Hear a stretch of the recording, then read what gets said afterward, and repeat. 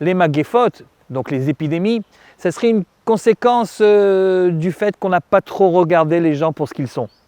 On les a pris un petit peu pour des numéros, quoi.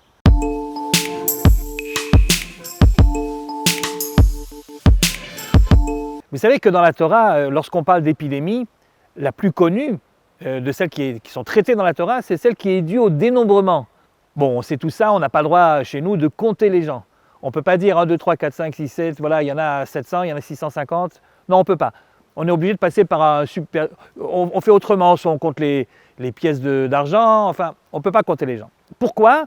Écoutez, l'explication la plus communément admise, c'est parce que donner un numéro à quelqu'un, c'est finalement le déshumaniser. Au lieu que ce soit quelqu'un qui a un nom et donc une personnalité qui se cache derrière le nom, ça devient un numéro. Vous savez, il n'y a pas de différence entre le numéro 352 et le numéro 353. Et donc finalement, ça voudrait dire que les magéphotes, donc les épidémies, ça serait une conséquence du fait qu'on n'a pas trop regardé les gens pour ce qu'ils sont. On les a pris un petit peu pour des numéros, quoi. Je ne dis pas que c'est à cause de ça qu'il y a une magéfa. Moi, je ne suis pas dans les petits papiers du bon Dieu et je ne sais pas pourquoi il y a cette épidémie. Mais en tout cas, ce que le GIE nous recommande, ce n'est pas d'essayer de comprendre les causes, essayer d'en tirer les conclusions. Qu'est-ce qu'on peut apprendre de là? Ce qu'on peut apprendre de là, c'est peut-être essayer de regarder notre prochain autrement que ce qu'on avait l'habitude de faire, en lui donnant toute son importance, qu'il garde toute sa signification.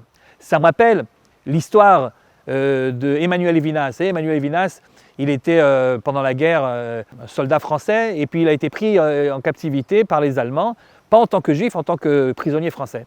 Et alors il a dit, bon, alors, donc il était couvert, si vous voulez, il n'a pas connu les atrocités violentes hitlériennes. Par contre, ce qui l'a beaucoup marqué, c'est comme ça qu'il l'explique, c'est que pour les Allemands, ces gens-là n'existaient pas.